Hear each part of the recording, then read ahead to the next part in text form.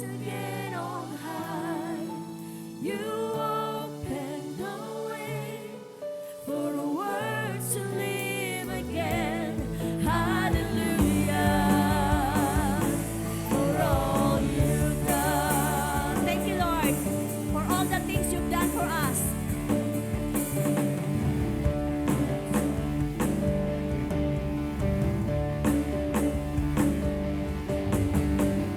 My Savior, Redeemer, lifted me from the miry clay.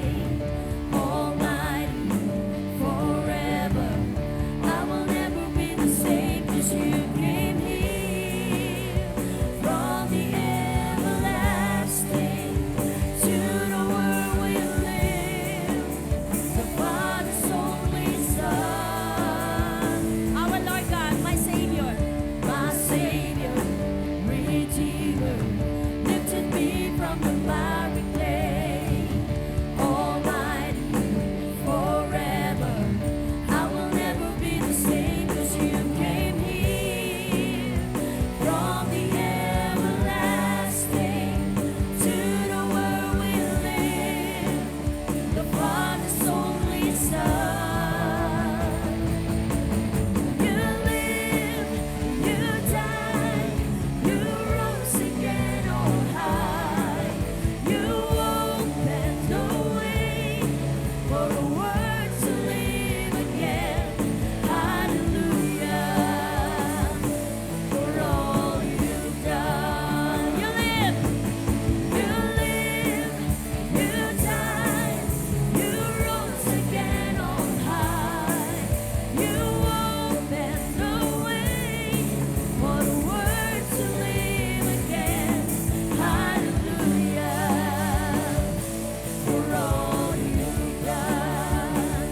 'Cause you came in from the everlasting to the world we live, the Father's only Son. 'Cause you came here from the everlasting to the world we live, Father's only Son. You came here from the everlasting to the world we live, the Father's only Son. You came here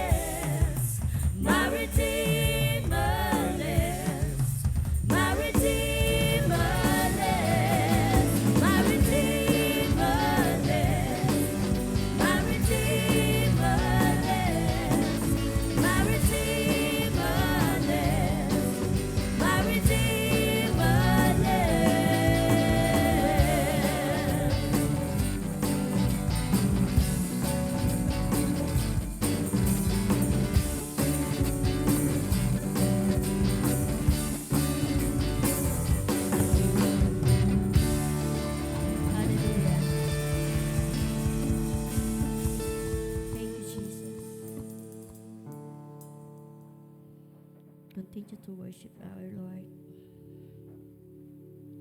over our hearts and mind, soul, to worship Him.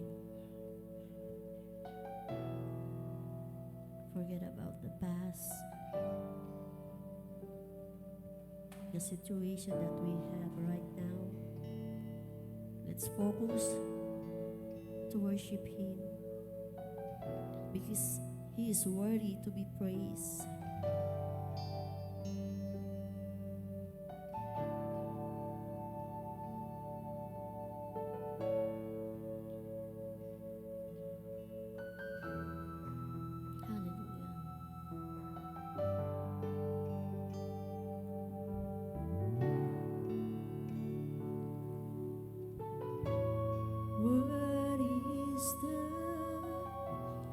Lamb who was slain, holy, holy is He.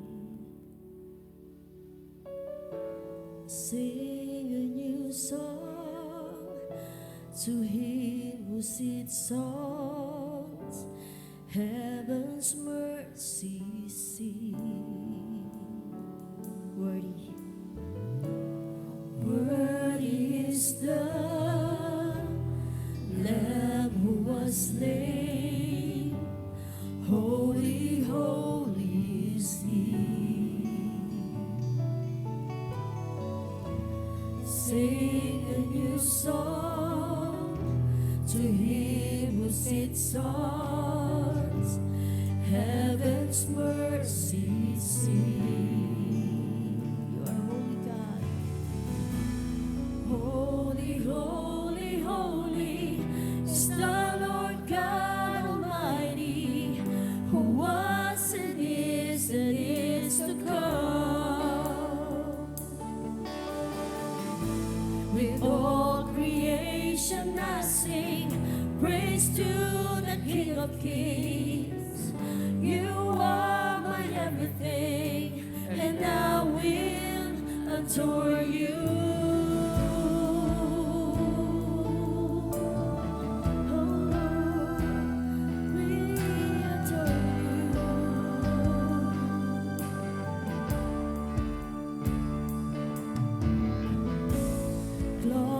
Rainbows of living colors, flashes of lightning, roll of thunder. Blessing and honor, strength and glory and power be to you, the only wise King.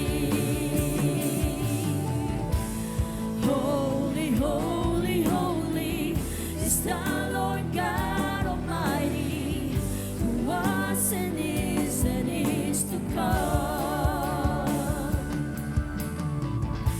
With all creation I sing praise to the King of Kings. You are my everything, and I will adore you. Holy, holy, holy is the Lord God Almighty, who was and is to come. With all creation I sing praise to the King of Kings. You are my everything, and I will adore you. We worship you, our God. Oh, we worship you.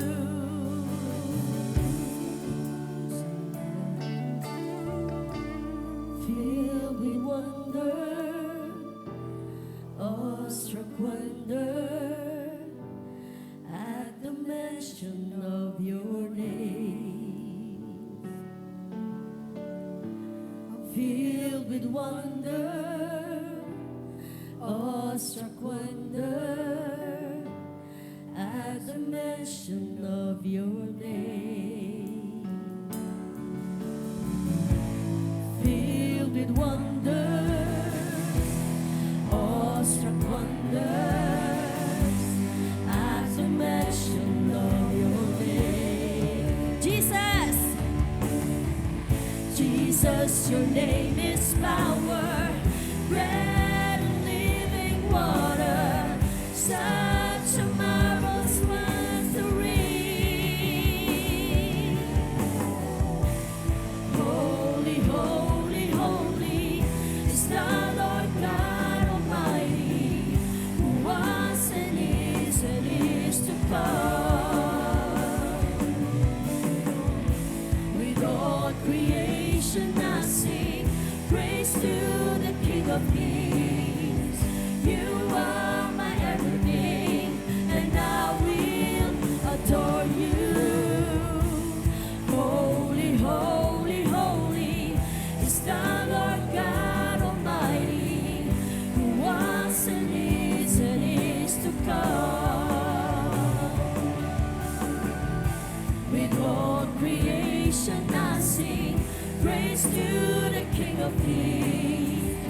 You are my everything, and I will adore you.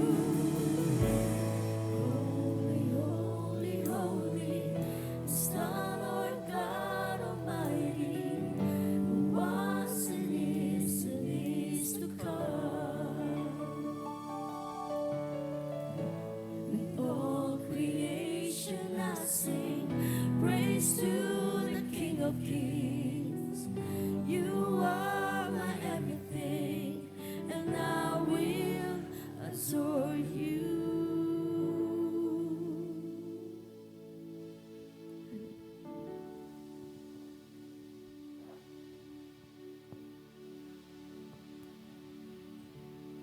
You were the Word at the beginning, one with God the Lord Most High.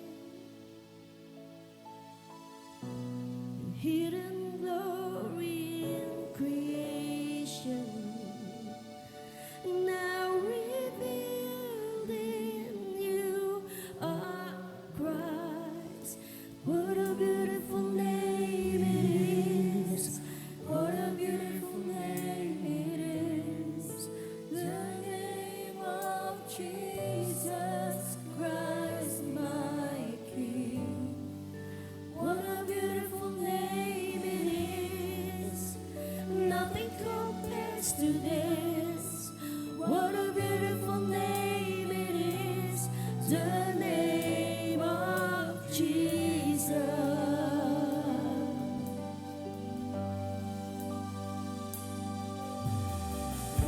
You've always wanted heaven for us, so Jesus, you brought heaven down. My sin was great, your love was greater. What could separate us now? What a wonderful name it is! What a wonderful name it is! The name of Jesus Christ, my King. What a wonderful name it is!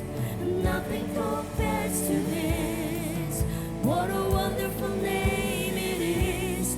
The name of Jesus. What a wonderful name it is! What a wonderful name it is! The name of Jesus Christ, my King. What a wonderful name it is! Nothing compares to this. What a wonderful name it is! The name of Jesus. Yes, Lord God. No one can compare your name, Lord God. You're the name above all other name. Death could not hold you. The veil tore before you. You silenced the bones of sin and grave. The heavens are roaring the praise of your glory.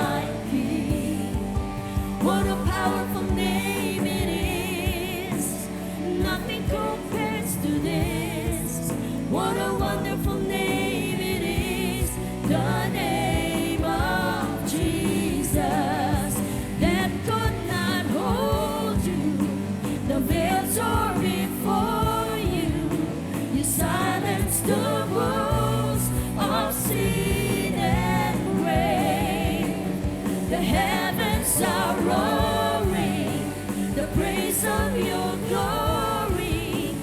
For you are raised to life again. You have no rival. You have no rival. You have no equal.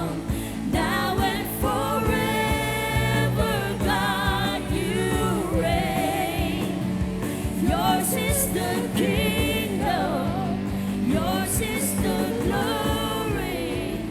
Yours is the name above all names. You have no rival. You have no equal. Now and forever, God, you reign. Yours is the kingdom. Yours is the glory. Yours is the name above all names. You have no rival. You have no equal. Now and forever, God, you reign. Yours is the kingdom. Yours is the glory. Yours is the name above all names. Yes, Lord God. You deserve all the highest praise. You deserve all the glory.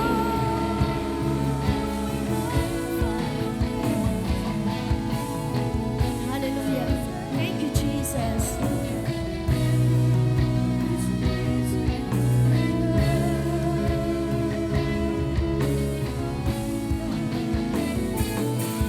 Your name is the highest. Your name is the greatest. Your name stands above them all thrones and dominions, all powers and positions. Your name stands above them all.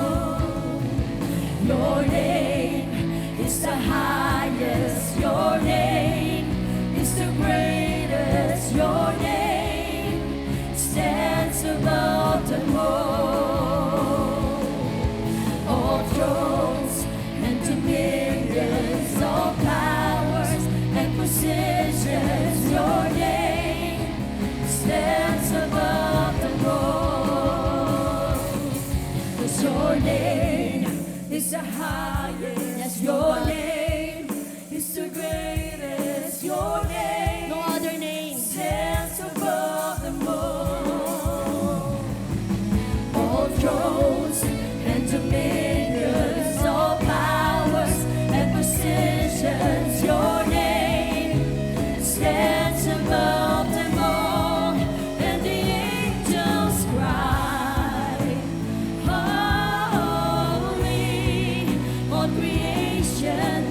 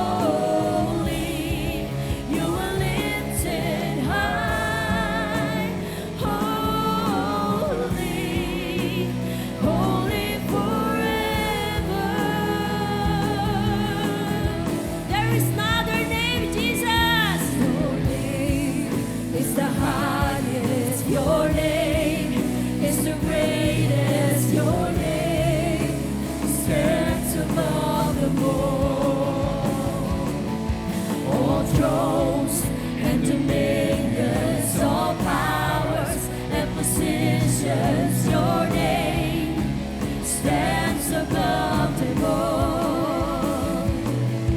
Your name is the highest. Your name is the greatest. Your name stands above them all. All thrones and dominions, all powers and positions, your name stands above them all.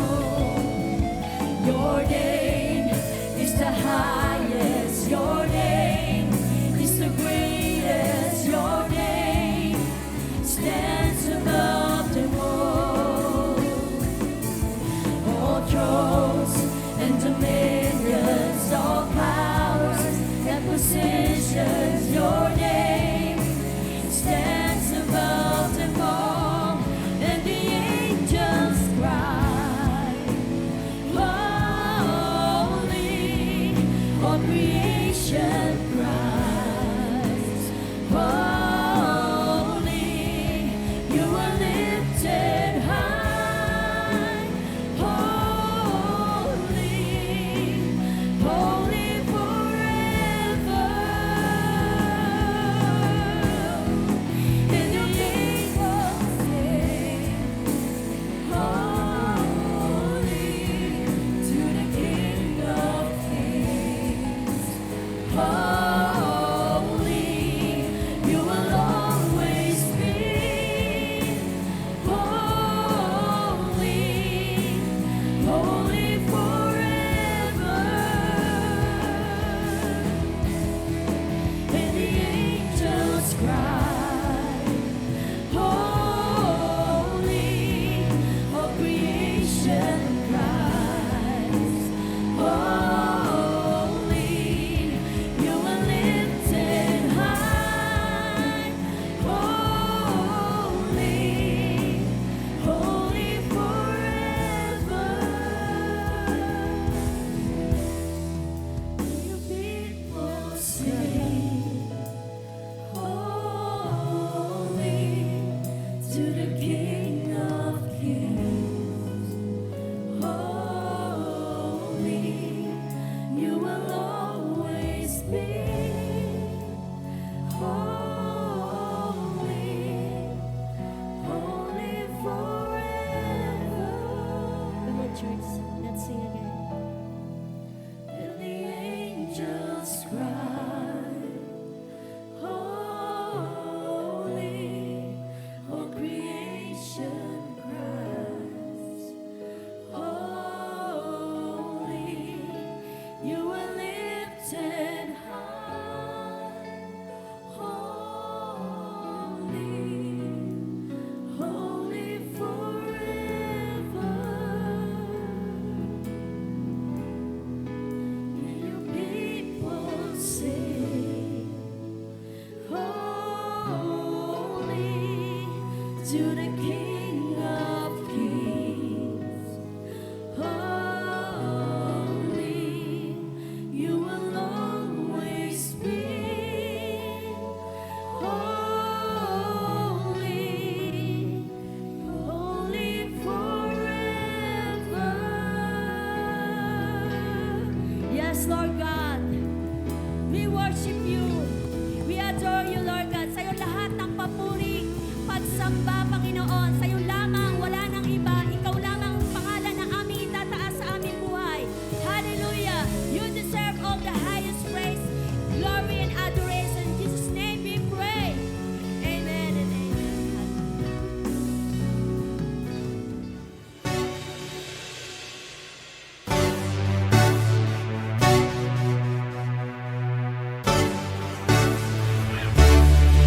Ang puso ko ngayon umaawi. Ako'y sa'yo, ika'y sa'kin. May saya't galak sa iyong piling. Ako'y sa'yo, ika'y sa'kin. Kaibigan, aking takbuhan, kapayapaan ang iyong hatid. Kaligtasan sa iyong pangalan. Kasama sa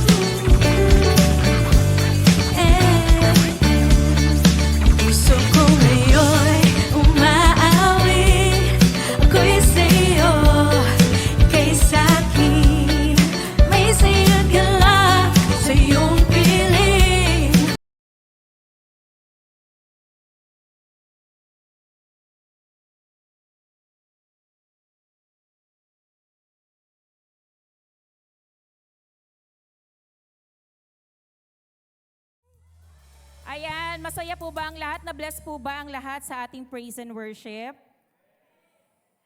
Amen. Amen. Sige po, bago po tayo dumako sa ating tithes and offerings, still nandun po yung ating QR code para po sa ating database. Kung sino po yung hindi pa po nakakapag-register, i-scan lang po natin sa ating mga phone. And meron po tayong i-welcome today si Tatay Benjamin Cañete. Tatay po siya ni Tita Tess. Hello po, Tatay. Welcome po kayo sa church, sa Christian Church of Faith. And we expect more po na makita po kayo sa ating church. Amen. Sige po, ngayon naman po dadako po tayo sa ating tithes and offering. Bakit po ba tayo nagbibigay? Natanong na po ba natin yan sa sarili natin? Bakit ba ako nagbibigay? Alam niyo po kaninang madaling araw, natanong ko po yan sa sarili ko. Bakit ba ako nagbibigay? Personally po, gusto ko pong i-share to sa inyo kasi po I know na ako po ay isang steward lang po ng Panginoon. I'm just a pipe of my source. Sino po yung source natin? Si Lord. And everything na meron tayo ay galing sa Panginoon. Sabi po sa Psalms 24 verse 1, the earth is the Lord's and everything in it, lahat yun sa Panginoon. Walang atin. Yung strength po natin, yung job natin, pinagkatiwala lang po yan sa atin ng Panginoon. Tama po? At madaling magbigay kung alam nating hindi ito para sa atin.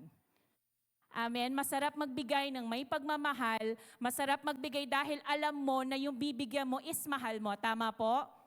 Pangalawa po, no, second, kung bakit ako nagbibigay, kasi po mahal ko po yung church ko. Mahal ko yung pastor natin, mahal ko yung mga workers, mahal ko yung bawat isang nandito. And we give dahil meron tayong pagmamahal sa puso. Amen? Wala na nag-amen. Ayaw na nila.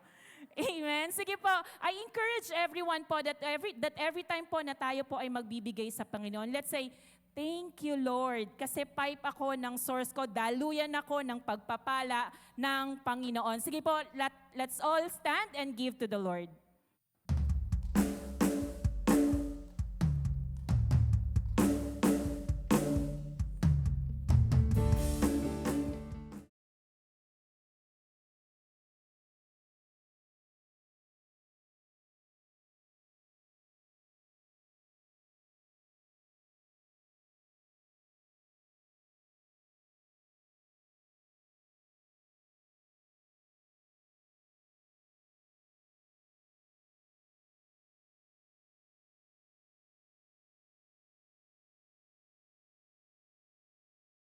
Amen. Sige po, pray po tayo.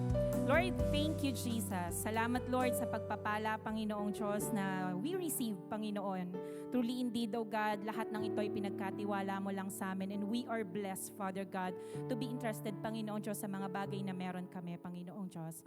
And as a part of our worship, as a part of our obedience sa iyo, Panginoong Diyos, we just want, Father God, to be a blessing, Panginoong Diyos. Not just bless, Panginoong Diyos, but we want, God, na maging daluyan kami ng iyong pagpapala, Panginoong Diyos. Continue, Father God, to bless your people, to continue, Father God, to bless the heart of a giver, Panginoong Diyos, at patuloy, O God, na magbigay ito ng kapurihan sa iyo, Panginoong Diyos. Salamat, Lord, sa iyo ang papuri, Ama, pasasalamat sa pangalan ni Jesus. Amen.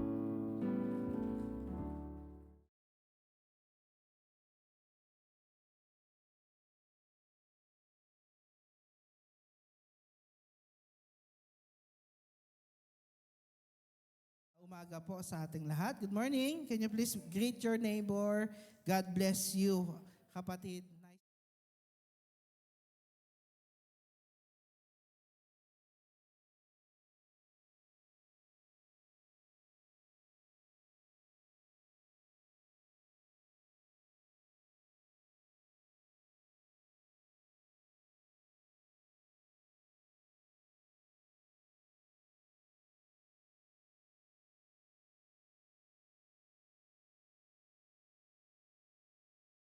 Ating Panginoon. Amen po ba? Amen. Ang mga Kristiyano po, kahit po ano pong pagdaanan po natin, we know that God is on our side, that God is there to provide for us. God is our Father, at hindi po na tayo iiwan or pababayaan man. Panghawakan po natin yon, no? And last week po, we talked about the parable of the sower, wherein nakita po natin ang source po ng salita ng Panginoon ay siya mismo. Doon po sa parabola ni Jesus, siya po yung farmer, no? God is the farmer, and the seeds, yung kanya pong itinanim sa atin, no, ay yung kanyang salita. However, magmamatter po yung seed na ito depending on what type of soil. And the soil represents our hearts, yung atin pong mga puso. Naalala niyo pa po, ano? Just a quick recap. No, may mga puso po na para daw pong wayside or tabing daan, di ba? Hindi naman po tayo tatanim sa tabing daan because we know that hindi po tutubo yung mga seeds na ito. Or kung napunta man siya sa wayside, sabi po dun sa parable ni Jesus, kinakain po siya ng mga ibon. No? And the birds represents the devil who takes away yung seed. And ganoon din po sa ating puso na kapag po ito ay hindi po natin inunawa, no? God gave us His word, and kung ito po ay hindi po natin inunawa at minahal at in-embrace, we are just like the seed, no, na napunta doon sa tabing daan at kukunin po ng kaaway yan. And we don't want that to happen to us. Amen po ba? Amen. And the second type of heart or soil naman po, ayon po ang tinatawag po nating mabato. No? Mayroon ngang lupa, pero mabato naman. So ito po yung mga puso na nakakatanggap at nagalak naman sila kaagad. Kaya lang po, tumubo naman yung word of God. Kaya lang dahil sa mabato, ay hindi po ito nagkaroon ng malalim na ugat or foundation. So ito po yung mga taong naging masaya nung nakilala si Kristo, pero nung dumating po yung unos, problema at bagyo, ay mabilis po silang nahahablot or nawawala or natutumba, no? Dahil po wala pong foundation. And this represents yung mga heart na kailangan po na palalimin po natin. We talked about na kailangan po nating alisin yung mga bato ng mga puso natin so that the root of the Word of God may go down at lumalim po sa ating mga buhay. No? Ayaw po natin yun na pag may problema, bumabagsak agad tayo. And sometimes the problem would be, yun nga po, yung foundation ng salita ng Diyos sa ating mga puso. And the third kind of heart or soil is yung thorny. No? Sa Tagalog po, yung masukal or matalahib. Gusto nang lumago ng plant, ng salita ng Diyos sa buhay natin, kaya lang po, because of the cares of this life, no? The cares of this life and yung paghahabol po sa salapi, yun po ay nagiging hindrance para tayo po ay lumaki or lumago sa ating Panginoon. And of course, the fourth kind of soil which we all want is yung fruitful, rich soil, no? Kumbaga sa atin mga plantita, yung loam soil. Kasi alam natin mataas yung kanya pong nutrients. Kaya po dumadami po, nagbubunga po yung salita ng Diyos sa atin. No? 30, 60, and 100 folds. And yun po ang gusto ng Panginoon sa atin. Kaya dinideclare ng Lord sa atin, He wants us to have an abundant life. Diba? Hindi niya sinabi na, yes, I want you to grow, pero gusto ko mababaw ka lang. Hindi po yun ang ultimate plano ng Diyos. No, ang isang farmer po, pag nagtatanim yan, he is hoping na yung tinanim niya ay magbubunga. Tama po ba? Wala naman po nagtanim ako pero pabayaan ko lang, sana wag ka magbunga. Hindi naman po di ba? Isa po yung, hindi yun yung mindset. Pero when God plants His word sa ating mga buhay, He wants it to grow and to multiply so that a lot of people may benefit from us as well. Di ba po kapag mabunga po tayong Kristiyano, madami po ang nagbe-benefit sa atin. Marami po ang nakakakilala sa Diyos dahil po ginamit po tayo ng ating Panginoon. Amen po ba? So alin po ang ating mga puso doon? Di ba? Ano po yung puso po natin doon? And we are hoping that nandun po tayo sa fourth kind of soil, which is yung nutrient-dense and ready heart to obey the Lord. Amen po ba? So ngayong umaga po ay atin pong itutuloy po yung ating series which is The Source. And meron po akong ipapakita sa inyong picture Ang pangalan po niya ay si Terry Bollier. Kilala niyo po ba siya? Terry Bollier. Okay, so hindi niyo po kilala si Terry Bollier. Papakilala ko po siya sa inyo. Siya po ay nakakilala po sa ating Panginoon when he was 14 years old. And he was raised from a church in Tampa. At isa po siyang member po ng praise and worship team. Isa po siyang gitarista nung youth days po nila. Okay? So si Terry Bollier,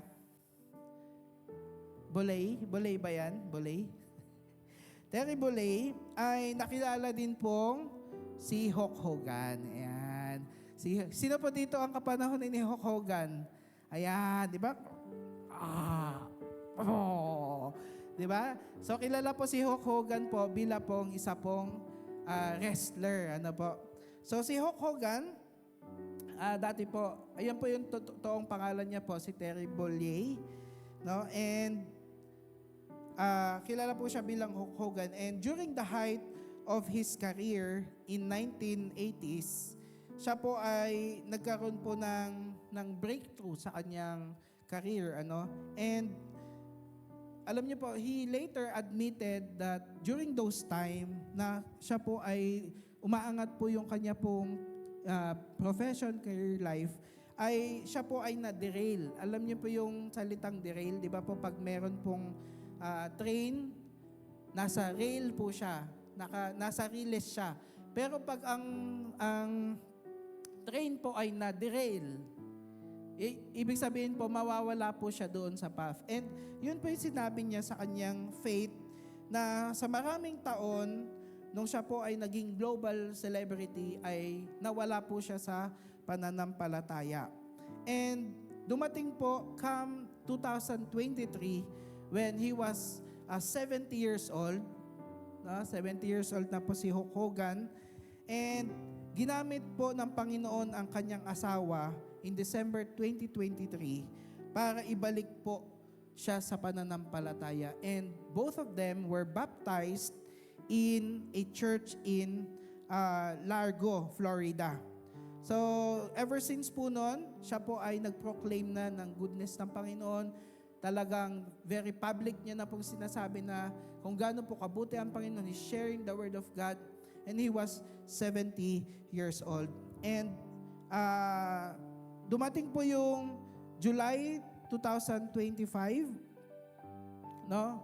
At siya po ay namatay at 71 years old. So, tanong ko po sa inyo, sino po na-inspire sa buhay po ni Hulk Hogan? No? Ibig sabihin po, wala pong edad na kung saan tayo po ay hindi po makakabalik sa Panginoon. Huwag niyo po isipin, mga kapatid, na naku, masyado na akong matanda para sumunod sa Panginoon. Hindi po. Patunay po yan ni Hulk Hogan. Na talagang nakilala niya ang Panginoon dati, pero dahil sa, he was searching for the meaning of life, ay bumalik po siya. Okay? So, however, knowing this, ako po personally, medyo may konting kalungkutan sa aking puso kasi nakilala niya ang Panginoon 14 years old at bumalik siya sa Panginoon 70 years old. So, medyo matagal-tagal yung time na instead sana nakapag-serve siya. Imagine niyo, he was a part of a worship team, di ba po? And he chose to push through with the career. Actually, pwede naman sana, pero sabi niya na derail po siya. Yun lang po yung nakita ko na wisdom dito na, Lord, wag niyo po hayaan na spend ko yung life ko na pag tumanda na ako, tsaka na ako magsaserve sa inyo. Kasi nakakilala po siya, 70 years old ulit, bumalik siya sa Lord, and namatay po siya 71 years old. So, may 1 year lang siya siguro na So, paano kaya kung during the height of his career ay nag-share na siya ng salita ng Panginoon? But all the more, ang mahalaga po doon ay nakabalik po siya sa ating Panginoon. Kilala ko po si Hulk Hogan, kilala po natin siya bilang malakas, di ba? And today we'll talk about the strength that comes from the Lord, that He is the source of our strength. No? And Scripture has much to say about the subject of strength. Marami pong sinasabi ang salita ng Panginoon patungkol sa kalakasan. God makes a clear difference between strong and weak Christians in His Word. And then I'll share to you mga kapatid before we pray, ay isa pong scripture from Matthew 24. Ito po ang nagdi-describe po sa end of times. Okay, sa end of times. And dito po makikita po natin na talagang kailangan natin maging matatag at malakas sa pananampalataya. Matthew chapter 24, verse 3 to 13. Sorry, medyo maliit po. Now as he sat on the Mount of Olives, the disciples came to him privately saying, "Tell us, when will these things be? And what will be the signs of your coming? And at the end of the age?" Sabi nila, kailan po ba kayo babalik? Kailan po ba matatapos? And Jesus answered and said to them, "Take heed that no one deceives you, for many will come in my name saying, I am the Christ, and will deceive many." Marami ang malilinlang. "And you will hear of wars and rumors of wars." Ayan, kasama po yan. "See that you are not troubled, for all of these things must come to pass, but the end is not yet." So sinabi po sa Bible na yung mga war na yan, mangyayari. Pero wag kayong trouble. Huwag kayong maaligaga. No? Sabi dito, "For nation will rise against nations, and kingdom against kingdom, and there will be famines, pestilence, earthquakes in various places." Naalala niyo po nung parang mga 3 months ago, parang kung saan-saan na lang naglilindol, di ba po? Sa Pilipinas, grabe yun. Last year po, no? Earthquakes in various places, all these things are the beginning of sorrow. So dadaan po talaga doon ang earth. Verse 9, ayan, "Then they will deliver you up to tribulation and kill you, and you will be hated by all nations for my name's sake. And then many will be offended, will betray one another, and will hate one another. Then many false prophets will rise up and deceive many." Marami daw po ang mag-rise up na magsasabing sila ay Christian prophets, no? Alam niyo naman, nakikita niyo siguro sa mga Facebook, 'di ba, yung mga prophet, may mga tali, tapos sabi ng Panginoon, kumain tayo ng damo. Tapos yung mga congregation lumabas at nagsikain po sila ng damo. Alam niyo, parang many will be deceived. Ito po yung ating kukunin dito na verse. "And because lawlessness will abound, the love of many will grow cold." And ito pala po, "But he who endures to the end shall be saved." Pakisabi po, babasa po yung verse 13, 1, 2, 3, go. "But he who endures to the end shall be saved." And mga kapatid, ito po ay kailangan po natin patatagin ang ating mga sarili, no, sa pamamagitan po ng biyaya ng Panginoon, so that we can endure until the end. No? Kumbaga kahit anong bumangga sa pananampalataya natin, pag tayo po ay matatag sa Panginoon, then we will be strengthened. We need the strength. Kailangan po natin na tayo po ay maging malakas. We need God's strength so that we can endure whatever comes our way. Amen po ba? So I invite everyone, ito po yung ating title for today, My Source of Strength. Ang pinanggagalingan ng aking kalakasan. Tayo po yung manalangin. Panginoon, maraming salamat because you are the source of our strength. Lord, there will be times of problems. There will be times of weaknesses. Pero we declare, Lord, that you are the source. Kayo po, Panginoon, magbibigay ng kalakasan sa amin in times of troubles, in times of testings, in times of hardship, in times of we are facing decisions in our lives.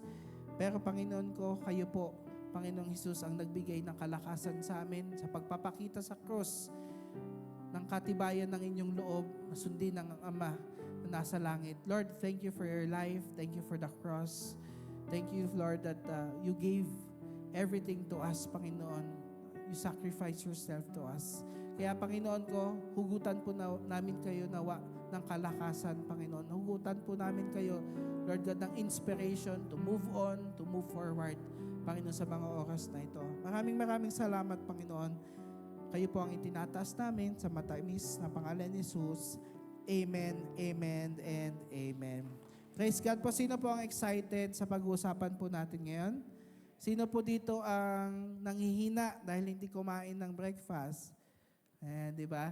So iba hong usapan kapag meron hong type 2 diabetes o type 1 diabetes kasi pag na-high po talagang manghihina kaya palaging kailangan may pagkain. But for us, part of humans is kailangan po natin kumain para tayo po ay magpalakas. But that is on our side ng ating physical. But how about our spiritual life? How about our inner self? How about our mental strength? No? And ngayong umaga po nito ay pag-usapan po natin ng 4 na characteristics ng strength. No? Dito ho natin makikita ano po ba ang totoong strength, kalakasan na nagmumula sa ating Panginoon. So paano po natin ma-assess or paano natin malalaman, Lord, kailangan ko yan. Kailangan ko yung kalakasan na yan sa aking buhay. Number 1, mga kapatid, is strength is dependence on God. Okay? Strength is dependence on God. Ang kalakasan daw po na paghuhugatan, ang totoong kalakasan daw po ay ang pagkakaroon po ng total dependence sa ating Panginoon. The attitude of dependence to God is the true basis of our strength. Or kung gaano po katatag ang isang mananampalataya kay Kristo. No? Kung tayo po ay nakadepende sa Kanya sa ating mga ginagawa, sa ating mga decision makings, then we have a strong foundation. Kasi po, bago ho natin makilala si Kristo, we have our own decisions. Tama po ba? And even so, kahit nakakilala po tayo sa Panginoon, there are times when we decide on our own. And God is, reminding us na para tayo po ay maging matatag sa ating takbuhin sa buhay na ito is that we have to depend on our God. Sa lahat po ng bagay. No, I remember, isa pong brother dito po sa church nag-testify na sobrang close nila ng Panginoon. No? Kumbaga kahit ano yung gawin niya, tinatanong niya si Lord, Lord, gagawin ko ba to Lord? Diba? And alam niyo po ba isa pong wisdom na nakuha ko po dun po sa aking mga binabasang books is that wherever we are or wherever God places us, kung saan man tayo nilagay ng Panginoon or kung nasaan man tayo, we can always have God's presence in us. Amen po ba doon? Kaya pag lumabas tayo sa church na to, nasa sarili mong business ka, nasa trabaho ka or you can always have the presence of God. You can talk to Him. Diba?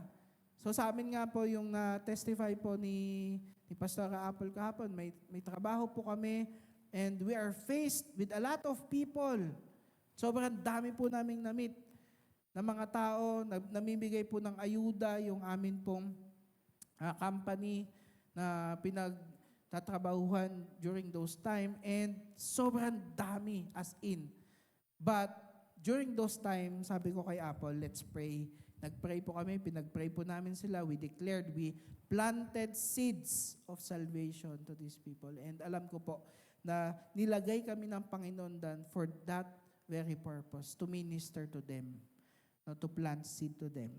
And ganun po sa atin, kahit saan po tayo dalhin ng Panginoon, ang tanong po ay, are we dependent on Him?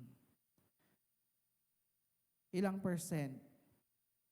Diba po? Ilang percent po tayo nakadepende sa Kanya? Because we don't want to be dependent on God kapag nasa church lang po tayo. Gusto po natin in our own private life, naka-angkla po tayo, nakadepende po tayo sa ating Panginoon. And isa po sa pinaka-greatest example po natin ay ang ating Panginoong Jesus. Jesus totally depend on the Father's will in His life. No? Ito po yung sikreto po ng ating Panginoon. na siya po ay lagi pong nakikipagnaig sa ating Panginoon. Remember how Jesus prayed to the Father? No? Ang Panginoong Hesus po, nananalangin po siya sa Ama. Bago po siya hulihin, at siya po ay i-crucify, at siya po ay ipako sa cross, ano po ang ginagawa ni Jesus? Siya po ay nananalangin sa Garden of Gethsemane, asking the Lord for the strength because Jesus knew na malapit na po siyang i-crucify. No? And dahil po doon, makikita po natin na doon po siya humuhugot ng kalakasan. He even prayed to the Father, Lord, kung possible po, wag na po, no? Take this cup away from me, but not my will, but yours be done. Ito po yung secret ni Jesus kung bakit po kaya niya pong kaharapin even death. No? Even death. And he knew that doing the will of the Father gives him the strength. Iyan po ang sekreto po ng ating Panginoon. Before even Jesus began his ministry, bago po siya mag-ministry, public ministry, may gusto po siyang gawin. Alam niyo po ang ginagawa ni Jesus? He usually prays. No, nananalangin po siya. Basahin po natin Marcos chapter 1:35. Madaling araw pa'y bumangon na si Jesus at nagpunta sa isang lugar na walang tao at doon ay nanalangin siya. Di ba po? Do we do this? Ginagawa po ba natin ito? No? Kung hindi man ho kayo madaling araw magising, pero do we pray? No? Do we pray to the Lord? Do we commune with Him? Yan po ang isang secret ng strength. Because when we pray, when we read His Word, we depend on the Lord our God. No? Hindi po ako mapakali kapag meron akong nami-miss out sa aking daily devotion with the Lord. Parang kulang yung araw mo, parang wala kang guidance. Parang hindi mo alam kung anong mangyayari, anong gagawin. No? Kaya nga po, it's very important that we commune with the Lord. We pray to the Lord. Amen po ba doon? Nanalangin po ba tayo? Praise God. Tignan po natin sa iba pang verse. Sabi po dito sa Luke chapter 6 verse 12, nang panahong iyon, umakyat si Jesus sa isang bundok at magdamag siyang nanalangin sa Diyos. Di ba? This is the secret of Jesus' strength. Kaya pala kahit maraming bumabatikos sa Kanya, kahit pala maraming mga Pariseyong nakatingin sa Kanya, di ba? Nagpapatuloy siya because He drew His strength from our Father. He relied totally to the Father for strength and grace in times of need. Katulad po ni Moses, di ba? Daming mga sinasabi ng mga Israelites, ang ginagawa ni Moses, umakyat siya, nakikipag-usap siya sa Diyos. Pagkabalik niya, meron na siyang direksyon sa mga tao. And ganun din po sa atin. If you're a father, if you are a mother, parents, ikaw ay isang estudyante, isang trabahador, no? May work ka, kapag hindi natin alam yung gagawin, alam po ba natin that we can come to the Father and ask Him, ilatag po natin para tayo po ay mabigyan po ng guidance at kalakasan ng Diyos. And Jesus, nung siya po ay nananalangin, siya nga po na anak ng Diyos na nanggaling sa langit, mga kapatid. No? Ay nananalangin, no? Nakikipag-commune sa ating Ama, humuhugot ng lakas sa Kanya, tayo pa po kayang mga tao. All the more that we come to our Father and ask for His grace and strength over us. Sino po dito yung nasubukan nyo ng nanghina? Nanghina, di ba? Nanghina physically, spiritually, emotionally, lahat. Financially, nanghina. Saan po tayo pumupunta o tumatakbo? Doon sa nakamotor. Wala ako sinasabi. Nakamotor, tas, diba? Hopefully not. Dapat ang una po nating pinupuntahan ay ang Panginoon. Because sometimes people will fail us. Even our loved ones. Maski ako, I fail my wife, I fail my family at times because I am limited. Yung aking isip, yung aking mga sinasabi, yung alam ko, limitado po lahat yan. But when we come to the Lord, we draw strength from our God. Dependence in God means prioritizing His Word and communion with Him. Pag sinabi kong communion, communication with Him, yung pakikipagnaig natin sa Kanya, ipaprioritize po talaga natin ito. Yung ating prayer time with the Lord. Basta ang basic naman. Basic po talaga yon. And yet, dito sa basic na ito, doon pa madalas magkaroon ng problema ang mga Kristiyano. Di ba? Parang kay Mary at Martha, ang daming ginagawa. Si Martha, kilos ng kilos. Pero sabi ni Jesus, Mary has chosen the better part. At yun ay manaig sa presensya ng Diyos. Kung kayo po ay sobrang busy na sa ministry, tapos medyo napag-iiwanan yung personal relationship sa Panginoon, we are doing the ministry out of our own strength. Hindi ho ba?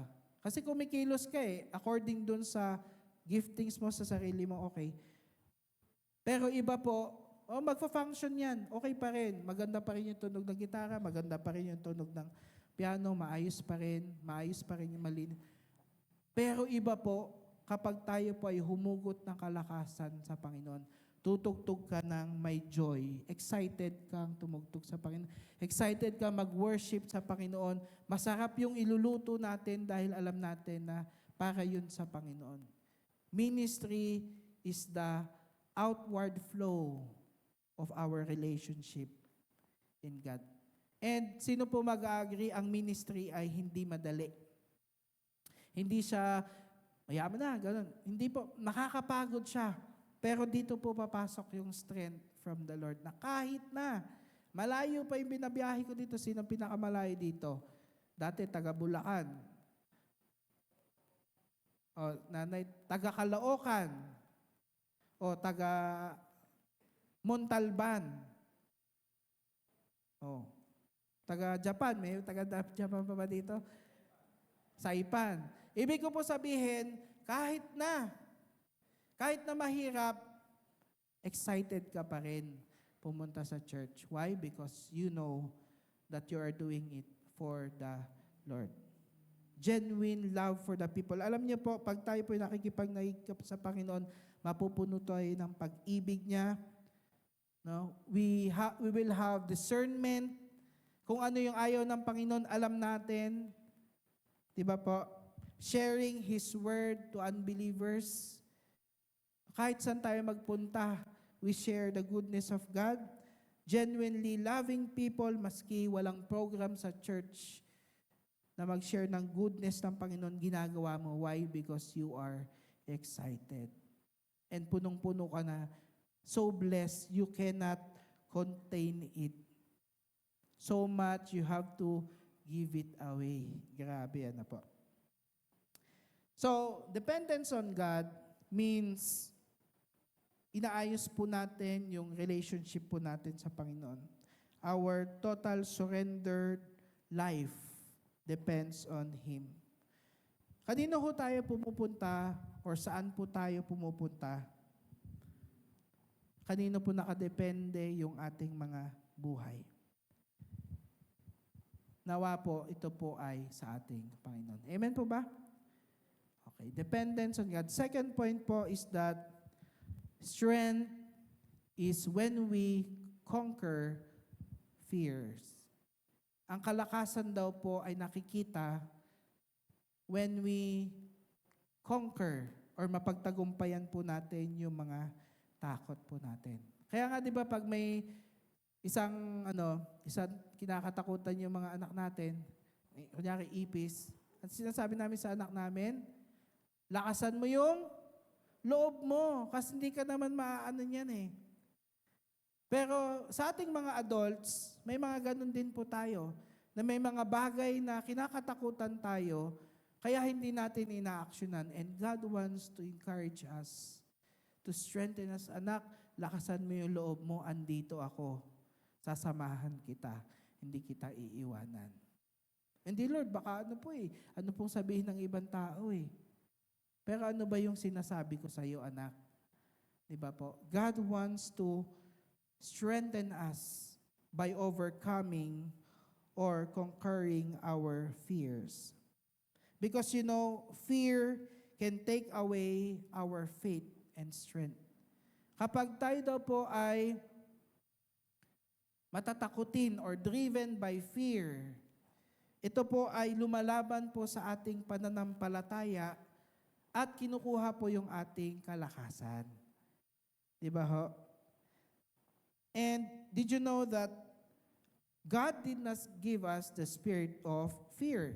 Mababasa po natin yan sa 2 Timoteo 1:7, sapagkat ang espiritong ibinigay sa atin ng Diyos ay hindi espiritu ng kahinaan ng loob. Sa English po, spirit of fear, hindi po yun yung binigay sa atin, kundi espiritu ng kapangyarihan, pag-ibig at pagpipigil sa ating mga sarili. Ano po ba yung ikinakatakot po natin ngayon? Na sa palagay natin na naghihinder para tayo po ay makausad at lumago sa ating pananampalataya. Fear can stop life and movement from flowing sa atin. Pag tayo daw po ay matatakutin, or may kinakatakutan tayong something na bagay, hindi daw po makapag-flow yung ating dapat gagawin sa ating buhay. Many times na antala yung ating mga goals, yung progress po natin, yung nais ng Panginoon sa atin. Ngunit, subalit, minsan tayo natatakot at ito po yung nagsasanhi kung bakit po tayo natitigil. Ano po yung fear po natin dati? Ako po, nung nagsisimula po ako sa aking Christian life, isa po sa mga fear ko is hindi makasabay sa church po namin. Kasi yung church po namin, maganda rin po eh. During those time, mga 15, 16 years old siguro ako nun. Ang ganda po eh. Sinihan po siya. Tapos yung mga kabataan nun, ang gaganda ng suot. Tapos nag-i-English. Tapos yung iba sa kanila, nakapagtapos ng pag-aaral. Diba? Nakakailang. Dahil pag tinanong ka, saan ka nag-aaral or saan ka nag-aaral? Diba? Anong sasabihin ko during that time? Diba? Ay, hindi ako nag-aaral. So there's a fear inside of me na tanungin yon and makipag-usap sa ibang tao because of my status in life. No? Tapos yung ngipin ko nun bungi-bungi. Ngayon nakapasta na. Diba? Nakangiti na ako. Sabi ko, paano ko kaya mapanghingitan si Apple? Yeah. Pero alam niyo po, yung fear na yon ay kinuha po inilatag ko po sa ating Panginoon. Binigay ko po sa Kanya yung mga insecurities ko, yung fear ko, na Lord, wala naman ako magagawa eh. Kunin niyo po ito, Panginoon. Kuhanin niyo na po kasi wala naman po talaga akong magagawa. No? And so, doon ko po natutunan na maging malakas yung loob. Dati po kasi mahiyain po ako. Ngayon, hindi na masyado. Pero dati po, mahihain po talaga ako. Because of the fear and insecurities that I have during those time. Talagang nakakailang. Pagkakain sila, syempre, after ng church, di ba? So, yung mga kabataan, dahil mall yung aming church, punta sila doon, kakain sila. Ako wala akong dalang pera. May mga nagbabaon, doon ako nakikikain. Yan, sila, mama ni Pastor Apple, nagbabaon niyang mayan. Doon, uupo ako doon, makikikain ako. You know? Pag merong youth camp, yan na, may youth camp tayo. May registration, 2,000 pesos. Sabi ko, Lord, gusto kong sumama doon. By faith. Sige, register tayo. Kakausapin ko yung mga leaders doon. Sabi ko, Kuya John, sabi ko, gusto ko pong sumama pero wala po akong pera. Pag-pray natin yan, kapatid. And then may nag-i-sponsor. You know, minsan lalakasan lang natin yung loob po natin. Magsalita at mag-step of faith so that we will be strengthened by our Lord. Kayo po, meron po ba kayong mga kinakatakutan? And sometimes we really have to bring it to the Lord. Kaya nga po, I congratulate po yung mga trainees po natin sa music. Pwede ba tumayo kayo para maano man lang natin makita? Sige, tayo yung mga nagte-training. Yan, praise God. Woo! Tayo kayo. Yan. Di ba po? Sige, upo na po kayo. Bakit po kayo nagpa-register? Kasi gusto nyo matuto. Gusto nyo mag-step of faith. Kahit na alam nyo, kakayanin ko kaya, wala naman akong drum sa bahay. Paano ko makakapag-practice? Pero alam nyo po, because you have the strength, no? I will push through at gusto ko makapag-serve kay God. Yung mga trainers po natin, tayo nga po, yung mga nagtuturo. Ayan, tayo kayo para, ma-recognize po natin.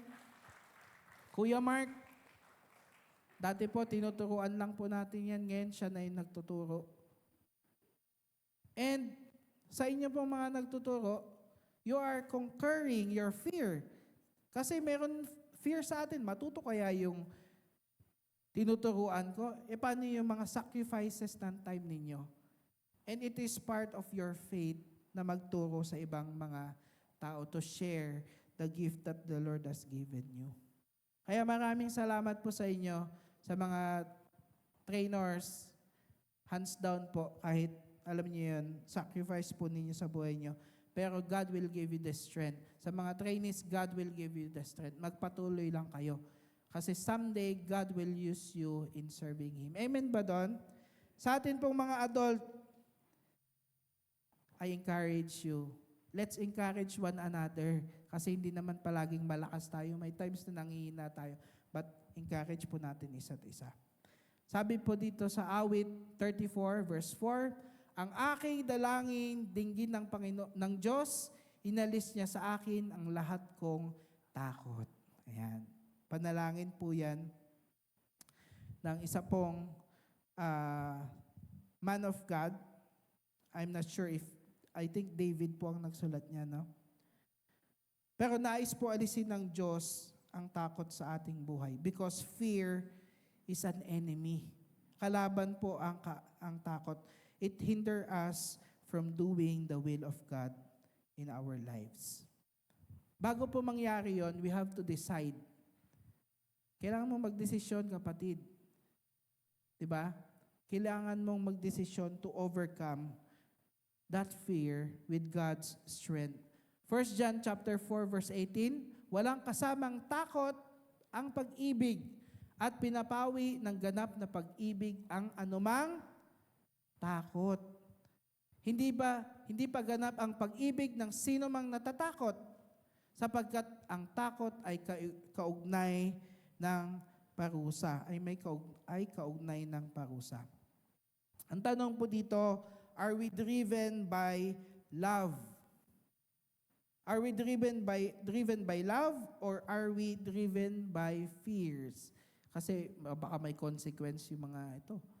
Pero kung alam natin na ginagawa natin yon para sa Panginoon, para sa pamilya natin, para sa ikabubuti natin din, wala po kayong dapat ikatakot. Sabi po niyan, pag-ibig po, perfect love, cast away fears. Sa English po, no? So, Sa second point po natin, mga kapatid, ano po yung ikinakatakot po natin? Kasi iba-iba ho tayo ng pinagdadaanan sa buhay. Iba-iba po tayo ng sitwasyon sa buhay. But I pray na kung ano man yan, kapatid,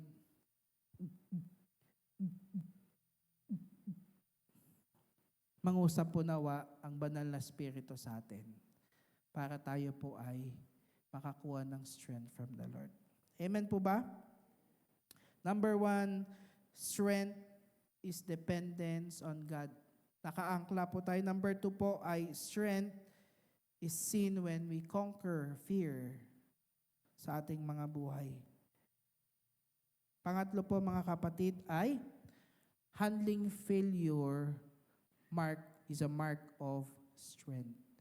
No? When we fail and we handle it correctly and with the wisdom of God, mga kapatid, yan po ay senyalis po ng totoong kalakasan na nagmumula sa Diyos. When we fail or we make mistake, ang tanong po, do we easily give up? Or yung failure na yon ay nagiging challenge para lalo pang pagbutihin yung mga susunod na yugto ng ating buhay? Matanong ko lang si Kuya Lumar, no? Nagkamali ka na ba sa pag-aayos ng sasakyan? Maraming beses na. Pero ba't ka nagpapatuloy? Para matuto pa. So, pinag-aaralan mo yung mga sasakyan namin. Joke lang. Ang point ko po dito, lahat po tayo magkakamali. Decision. Sa mga lalaki po, sa mga tatay, sa mga misis, ayan, isa po ito sa mga sinishare ko po sa mga mag-aasawa.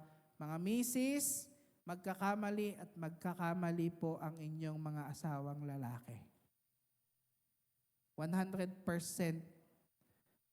Pero, pag nangyari po yun, wag po natin silang i-down. Wag po natin silang, yun po yung isa pong na-appreciate ko sa aking may bahay. Kasi kapag ako po'y nagkakamali, ini-encourage, hindi siya nagsasalita. Ini-encourage siya ako, ini-encourage niya ako. Hindi siya yung tipong gaganunan ka pa. And because of that, na-encourage po ako. And tayo pong mga may bahay na mga babae, pag dumating po yung araw na yun, hindi po question yung dadating kaya hindi. Sinasabi ko po sa inyo, pag dumating po yung pagkakataong magkamali kami sa desisyon, please, you pray for us and you strengthen us by encouraging us. Amen po ba yan sa mga asawang mga babae? Ganon din po sa mga babae, mga nanay, mga anak natin, magkakamali at magkakamali. But, sabi ko nga po, when we are faced with failures and mistakes, yun ba yung magkukos para tayo po ay tuluyan na pong wag nang bumangon? And sometimes, really, it is part, yung suffering, yung lessons of life is part of our lives. Maraming beses na po tayo nagkamali sa maliit na bagay, sa mataas, malalaking bagay. No? Alam niyo po, when I was grade 5, nanay ko po kasi meron po siyang malaki pong, ano ba yung tawag doon? Yung Japanese na itak. Alam niyo pa yung sinasabi ko, yung pang bolo? Basta masarap po siyang ipangtadtad ng ng bawang, maganon. Pag gaganunin mo lang yung bawang, okay na. So nakikita ko po siya, pag naghugas siya, ginaganon-ganon niya lang. So dahil po ako po ay first time ko, sabi ko, ako maghugas yan. Pagka ganon ko po, nahiwa ho yung aking kamay. Dahil meron palang proper na paghuhugas nung hindi pala yung talim yung ginaganon niya, yun pala yung likod lang yung ginaganon. And ever since, hindi na po naulit sa akin yun. Why? Kasi I learned, no? I learned from that mistake and never again na nasugat yung aking kamay dahil doon. You know, suffering is part of our life. No? Even Christ, siya po mismo po ay nag-suffer sa cross. Pero hindi po yun yung nagpatigil sa kanya para hindi sundin ang will ng Panginoon sa ating buhay. Philippians chapter 3 verse 10, I want to know Christ and experience the mighty power that raised Him from the dead. Ang sabi ni Pablo, I want to suffer with Him, sharing in His death. Si Pablo po mismo yung nagsasabi nito, I want to share with the suffering of Jesus. Ibig sabihin, alam po niya na ang pagsunod kay Kristo during that time na sinulat niya to ay hindi humadali, even to the point of death. Pero bakit po sila willing lahat? Bakit po lahat ng disipulo ni Jesus willing mamatay for the sake of the gospel? It is because, mga kapatid, they know that there is something beyond doon sa pinagdadaanan po nila. Ganon din po sa atin. Pag tayo po ay nadapa, pag tayo po ay nagkamali, ang titignan po natin, hindi lang yung moment na yun, titignan natin yung plano ng Diyos sa ating buhay.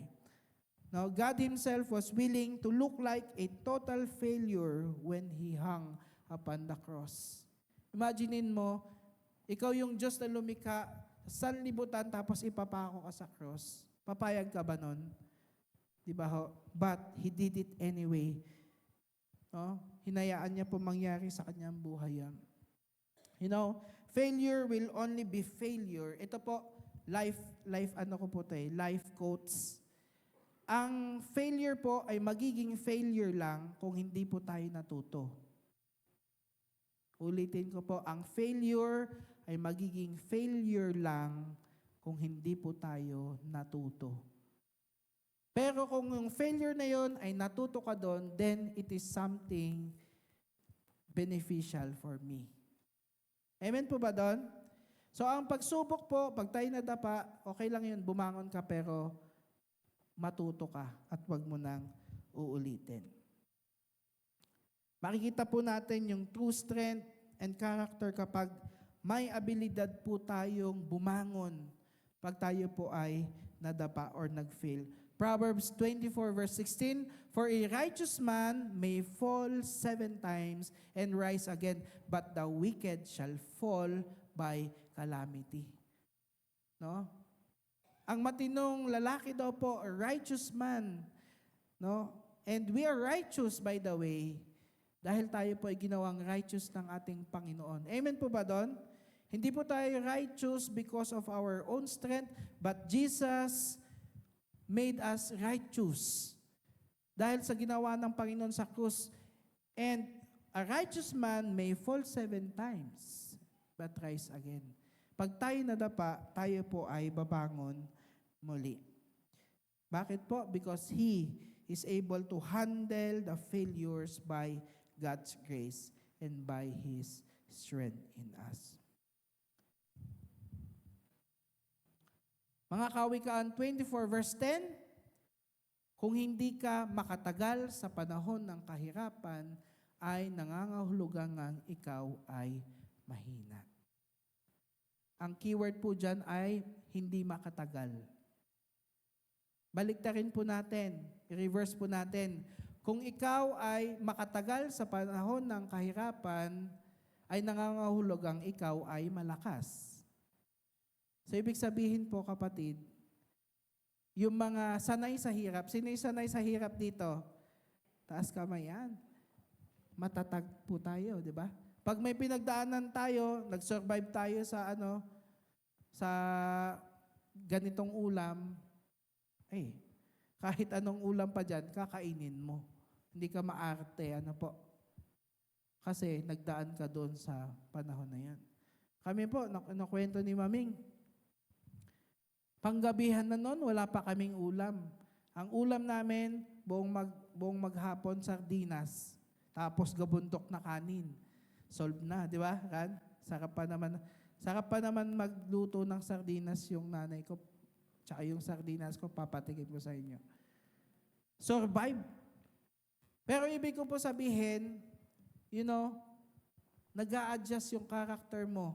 Yun pala yun. Kaya pala sabi ni Pablo, kaya meron o wala. No? Maging masanay, kaya meron ka o wala.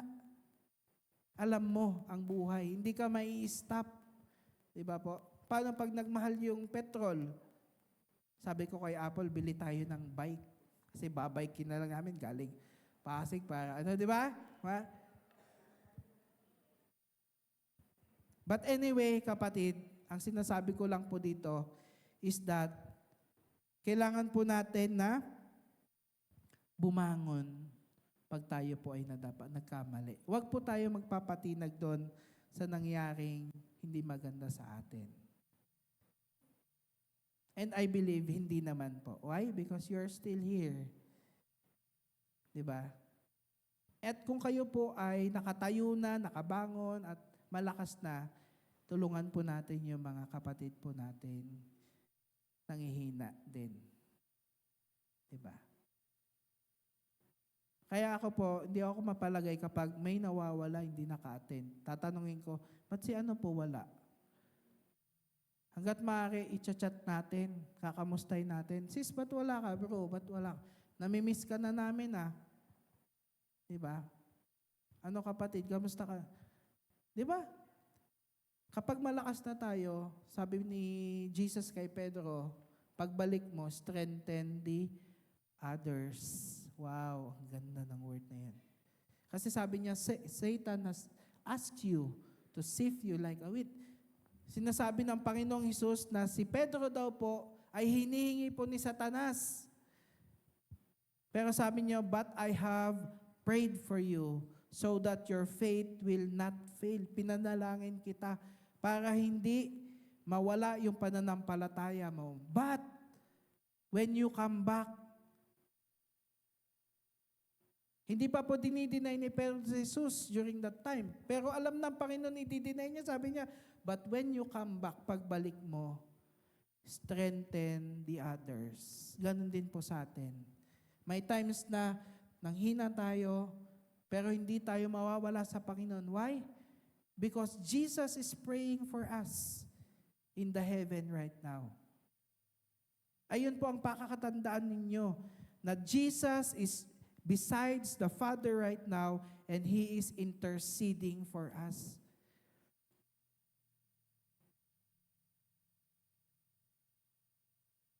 Kaya kung tayo po ay madapa at hindi po tayo bumabangon,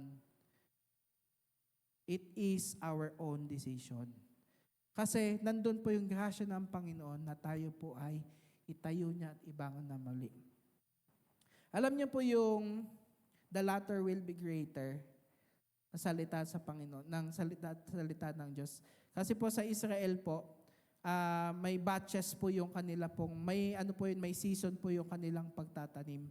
So, kung ang ani po nila sa unang ani ay, sabihin mo ng 5 kilos or 5 sacks of rice, ang sabi po doon, yung second po na ani po nila will be greater.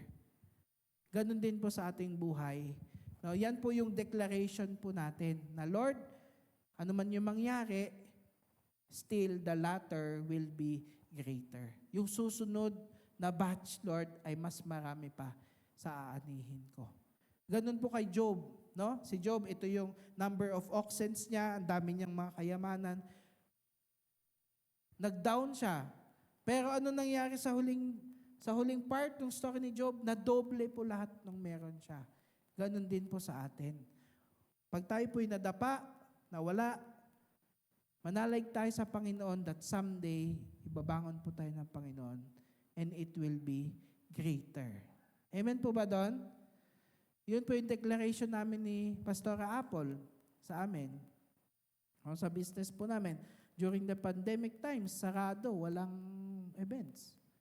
Pero ang declaration po namin, Lord, the latter will be greater. Amen. And the fourth and the last point that I'd like to share to you is that strength is not being ruined by success. Strength is not being ruined by success. Bakit po kaya?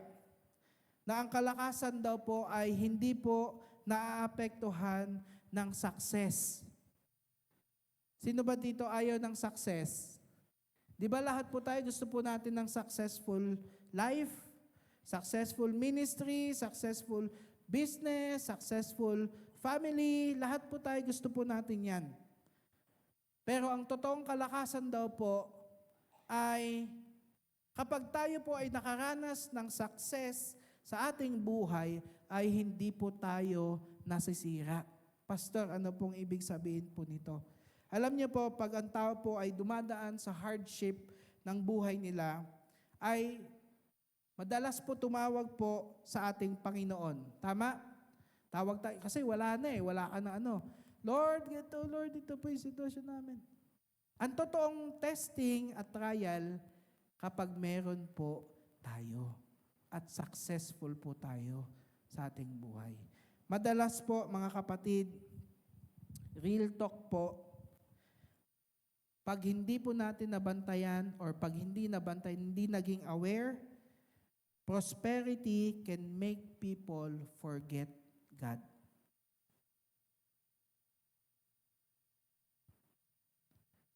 Prosperity can make people forget about God kapag hindi po nabantayan.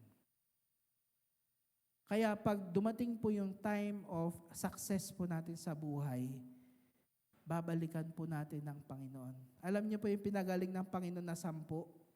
Alala niyo po yung story na yun? Ilan po ang bumalik para magpasalang? 1. Asan po yung 9? Di ba? Ay, maayos na kami. Bye. Napagaling sila physically, pero ngayon, pare-parehas silang namatay. Nasaan kaya sila? Hopefully, nakakilala sila si Lord. Pero yung isang bumalik, di ba, hindi lang physical yung gumaling sa kanya, siya pa ay nagkaroon ng relasyon sa ating Panginoon. Pati yung kanyang spiritual life, kapatid, ay naayos. So when we face success, kanina, di ba, point number 3, failures and mistakes, pag na-handle natin ng tama, magiging kalakasan siya sa atin. Pang-apat po ito, when we face success at hindi po tayo nasira, yun po ay kalakasan sa atin. Dahil kapag tayo po ay meron na, punong-puno yung ating wallet, makapal, okay yung buhay natin, ba't ko pa kailangan si Lord? Yun ang danger po ng success. Kaya mga kapatid, nasabi ko po ito sa inyo last week, na may dahilan ang Panginoon kung bakit, hindi niya binubuhos ng todo 100% yung inheritance po natin sa Kanya. Kasi marahil po ay meron pong tendency na makalimutan po natin ang Panginoon. Diba? Proverbs chapter 30 or 31, sabi po doon, Lord, sakto lang ang ibigay mo sa akin. Dahil pag kulang, marahil itatwa ko kayo. Sabi doon, pag kulang ay itatwa ko kayo. Pag sobra-sobra naman ay baka makalimutan ko kayo. Di ba ho? Napakaganda. Sabi po sa Proverbs 20 verse 21, an inheritance gained hastily or mabilisan at the beginning will not be blessed at the end. Anong ibig sabihin po nito? Pag mabilisan po yung movement, pag mabilisan lahat ng bagay na natatanggap po, hindi po magtatagal.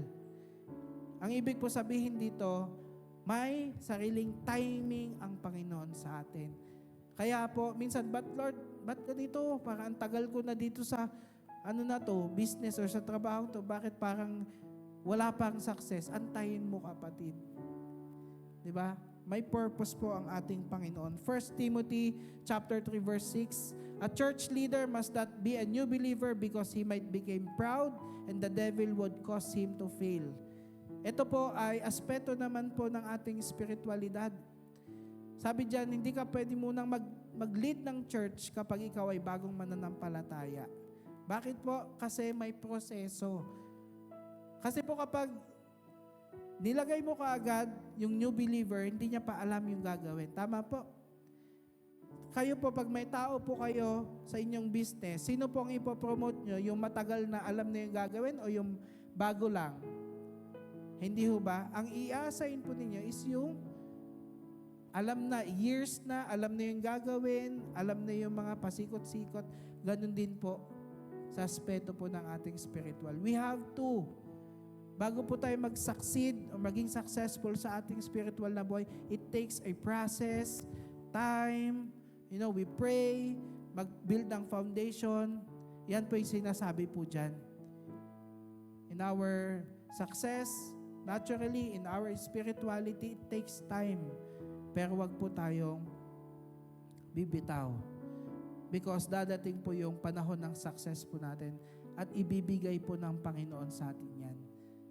Marahil, kaya hindi pa natin nakukuha dahil hindi pa tayo ready.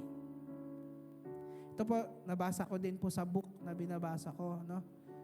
Ang sabi po niya doon, nung author, sabi niya doon, kapag ready ka na, ibibigay na ng Panginoon sa'yo.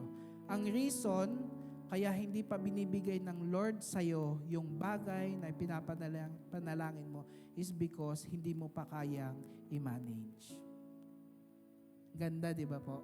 Kaya you have to prepare yourself. Na Lord, pag dumating yung success na to, gusto ko, ibibigay ko yung glory sa inyo. Gagamitin ko yun para sa kalwalhatian nyo for your kingdom. Kasi baka pag nakuha ko yun, bago pa ako maging handa, baka maging prodigal son lang din ako. Ganun po yung nangyari sa prodigal son eh. Akin na yung kayamanan ko. Bye! Enjoy. Naubos. Bakit? Kasi hindi niya kayang i-manage pa.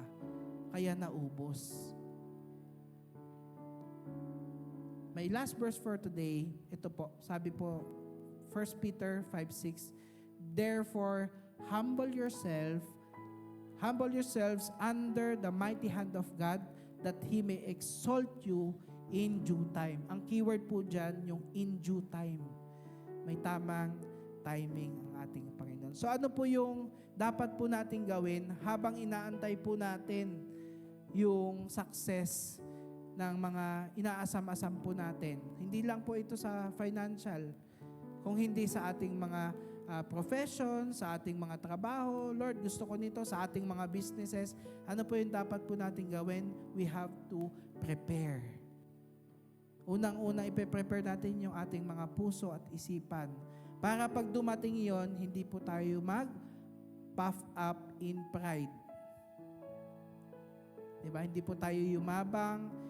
Pangalawa po ay matuto po tayong i-handle yung bagay na yun na darating sa ating mga buhay. Pangatlo po, syempre, yung foundation po natin na babalikan po natin ng ating Panginoon. Amen po ba? And just to recap po yung ating 4 points na kung saan ay nakakahugot po tayo ng strength from the Lord that comes from Him. Number 1 po is strength is dependent on God. Kailangan po na nakadepende po tayo sa ating Panginoon. Pangalawa po, strength is when we conquer the fears inside of us. Yung mga bagay po na kinakatakutan po natin ay pagtagumpayan po natin sa pamamagitan po ng grasya ng ating Panginoon. Number 3 po is handling your failure is a form of strength. No?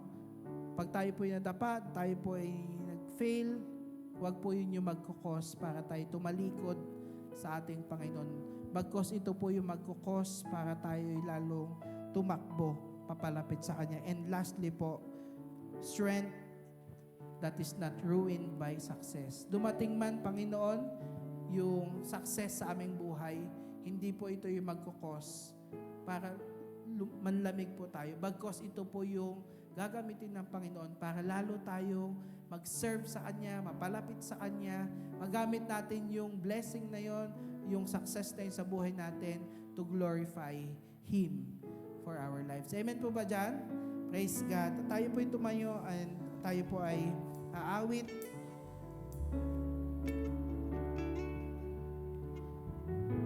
And then I will close in prayer. Thank you, Jesus. Thank you, Lord, for the strength. Salamat, Panginoon, dahil bagkos kahit kami, Panginoon, ay mahihina, Panginoon, kayo po ang nagbibigay, Panginoon, ng kalakasan sa amin, Panginoon. Lord, I pray for the people here. Lord Jesus, sa aming kalagitnaan, Panginoon, na nanghihina, Panginoon, we pray, Lord, that we find strength in you, O Lord Jesus, that we may depend on you sa aming pong pananalangin, sa aming pong pagbabasa ng inyong salita, Panginoon. Kami po ay ma-excite, Panginoon, katulad po ng ehemplo na ginawa niyo, Panginoon, sa amin, na kayo po ay nakikipagnaig sa aming Diyos Ama sa langit. Ganun din po kami, Panginoon. Lord, we pray, Lord God, for the people who are weakened by fears, nalilimitahan, Panginoon, ng mga fears, insecurities, Panginoon, mga worries, Panginoon, na hindi naman mangyayari. I pray, O Lord Jesus, that you would strengthen us. Panginoon, i-break niyo po, Panginoon, itong fears and worries na ito sa amin, Panginoon. Lord, we pray, Lord God, sa amin din po, Panginoon, yung mga failures po na nakamit po namin, Panginoon, hindi po kami manatiling nakadapa, Panginoon, pero kayo po ang mag-aangat sa amin. Gamitin niyo ang inyong salita, gamitin niyo ang aming mga kapatiran, O Lord Jesus, para kami, Panginoon, ay makabangon. Sabi niyo sa inyong salita, two are better than one. O Lord Jesus, pag siya po ay nadapa, meron pong mag-aangat sa kanya, Panginoon, and gamitin niyo po, Panginoon, ang aming mga kapatid, Lord God, to do that. And Lord, we pray also, Lord, for us to prepare our hearts and our minds na pag dumating yung success, Panginoon, sa aming buhay ay hindi po kami manlamig, bagkos kami, Panginoon, ay mag-iinit palalo na mag-serve sa inyo, Panginoon. By doing that, Lord God, inaantay po namin yung araw na yon, Panginoon. Sabi niyo, in due time, Lord God, in due time, Lord Jesus, hayaan niyo na i-prepare niyo po yung aming mga puso, O Lord Jesus. Lord, we just want to praise you and worship you, Panginoon, this morning, O Lord Jesus. Hallelujah. Let's sing for the Lord.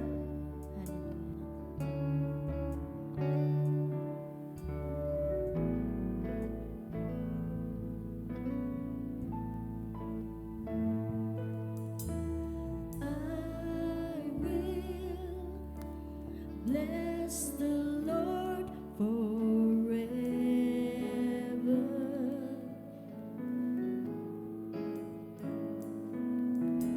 and I will trust in Him all time.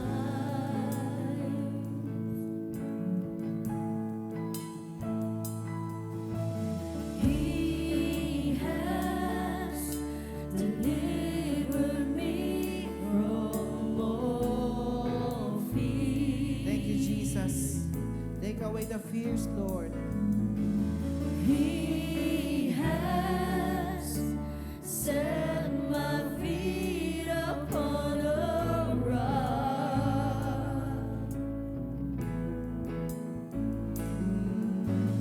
I will not be moved, and I'll say of the Lord, you are my shield, my strength, my portion, deliverer,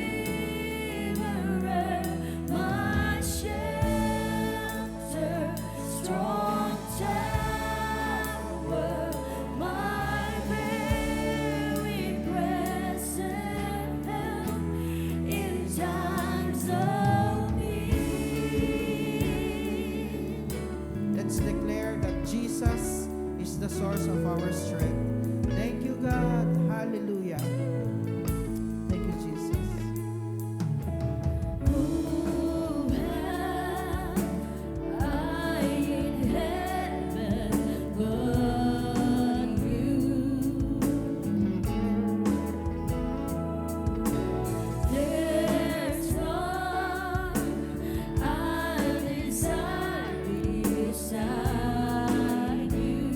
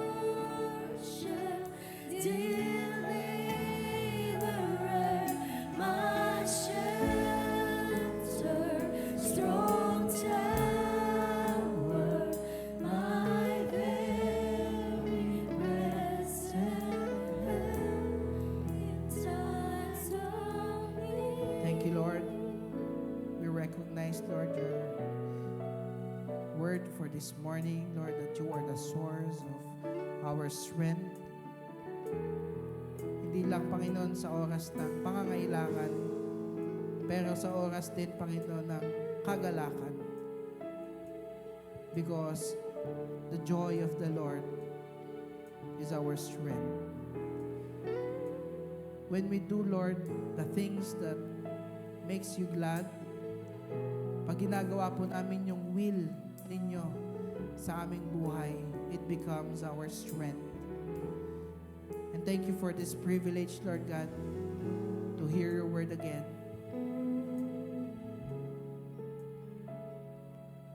Thank you, Jesus. Thank you, dear Holy Spirit, for ministering to us this morning. Thank you for reminding us. Thank you for allowing us to understand that we cannot do it on our own. We need you. We need the strength that comes from you. It is by your Spirit, O Lord Jesus. It is not by might nor by power, but by your Spirit. Thank you, Lord, sa kalakasang ito na binibigyan niyo sa amin. We thank you, Lord. At mangusap po kayo sa bawat isa, Panginoon, kung ano po yung pangangailangan namin sa mga oras na ito, Lord, that strengthen us. Dear Holy Spirit, thank you, Lord, and we seal this message. In the name of Jesus, we pray. Amen, amen, and amen. Hallelujah. Palakpakan po natin ang Panginoon. Taas po natin ang ating mga kamay. Tayo po'y manalangin, Lord. Seal this message. Uwi po kami, Panginoon, na pagpala. May we be blessed, O Lord Jesus, both in our spiritual, in our natural lives. May we be a salt and light to this world. Na kami, Panginoon, ay maging ihemplo, Panginoon, at maging daluyan, Panginoon, ng pagpapala so that a lot of people may come to know you more. Thank you, Lord. Protect us and may we enjoy our fellowship with one another, yung aming faith group, Lord Jesus, yung aming mga activities pa for today. Hayaan niyo, Panginoon, na maitas po kayo. Let there be filled with laughter, with joy, with sharing, with encouraging one another. For your word says, as iron sharpens one another, so a man strengthens another. Thank you, Lord Jesus. We love you. In Jesus' name we pray. Amen, amen, and amen. Okay po, announcement po dun po sa ating